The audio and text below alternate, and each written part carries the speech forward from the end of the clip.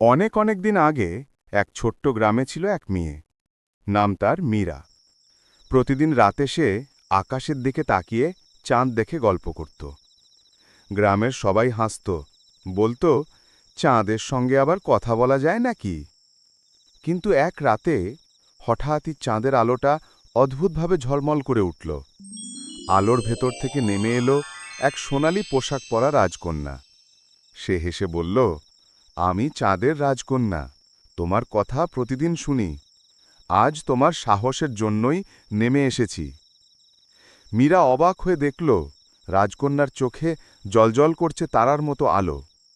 রাজকন্যা মীরাকে বলল, আমাদের চাঁদের দেশে এক দুষ্ট ছায়া জাদুকর আলো চুরি করেছে। তুমি কি আমাদের সাহায্য করবে? মীরা রাজি হয়ে গেল। সে রাজকন্যার সঙ্গে চাঁদে পা রাখল।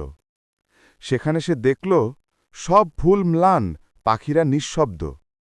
মীরা তার সাহস আর ভালোবাসা দিয়ে জাদুকরের হৃদয়ে ছুঁয়ে দিল।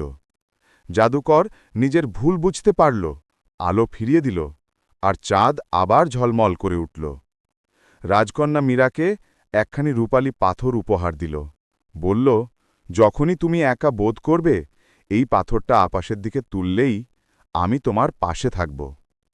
সেই রাত থেকে আজও যখন চাঁদ ঝলমল করে, গ্রামের মানুষ বলে, দেখো, আজ মীরা আর রাজকন্যা গল্প করছে।